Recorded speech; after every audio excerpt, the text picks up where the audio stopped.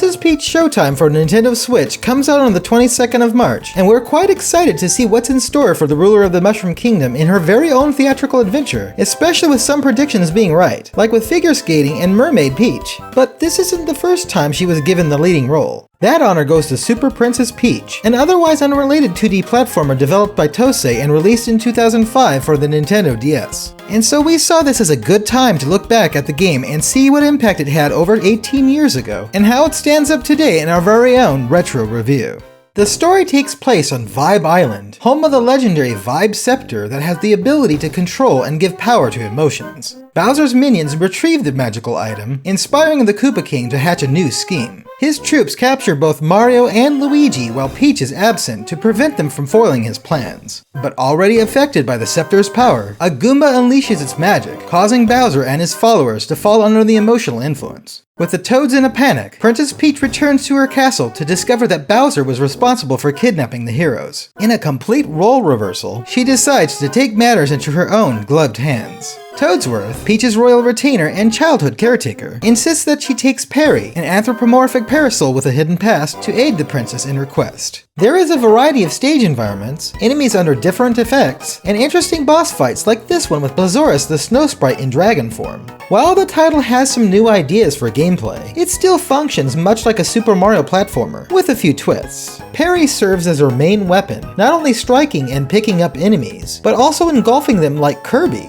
But the Scepter's magic permeating Vibe Island also grants her the ability to activate emotions, gaining full control over 4 of them: Joy to float, Rage to burn, Gloom to run and water, and Calm to heal. They could be used so long as the vibe gauge allows it. What's more is that the gameplay changes with some additional parry abilities, such as the Subbrella, an underwater vessel handled much like the Marine Pop in Super Mario Land and the Subwarine in Wario Land Shake It, and Slidebrella, which enables parry to zipline on dedicated rails. Other abilities, recovery and enhancement items, and even bonus unlockables could be purchased from the Toad Shop outside stages. We'll touch more on those later. While the difficulty of the game may be a bit on the easier side, it's definitely not as much of a piece of cake, baked by Peach, as some may have suggested. Rather, its challenge is adjustable based on the optional items purchased and a particular post-game setting.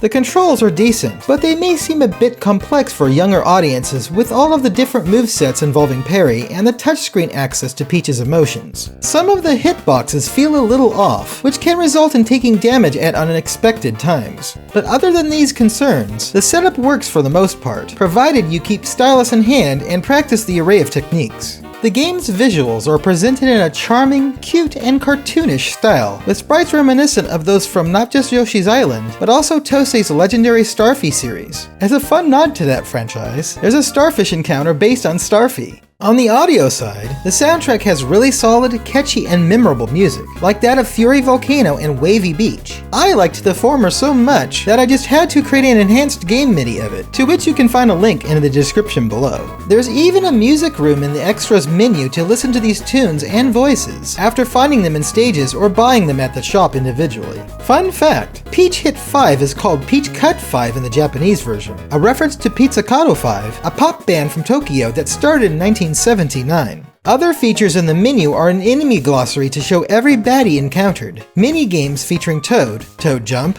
Toad Tote, and Toad Shot, jigsaw puzzles, and scene replay of Perry's dreams that reveal his past. These extras, along with any missed Toads and collectibles in stages, are definitely reasons to continue playing past defeating Bowser, unless of course they're all done beforehand. It's fairly easy to get everything in a stage, and players can go back at any time, grab what was missed, and leave without needing to complete the stage again. Overall, the adventure takes about 8 to 10 hours to finish, and close to double that if going for 100%. The game was released in North America and Europe around the same time as New Super Mario Bros., but they offer different experiences, with both having unique bonus content that I found drawing me to both titles for their replay value. And with that said, I liked Super Princess Peach a lot and would give it a solid 8 out of 10. And that's not just because I've been called Peach Toadstool for nearly 30 years. The general content is substantial and unique, seeming to be plenty worth playing through still if you can get your hands on a pre-owned copy or had one all along. But what do you think? Should the game have been handled differently? And do you believe Princess Peach Showtime will give the ruler of the Mushroom Kingdom the adventure she deserves? Let us know in the comments below.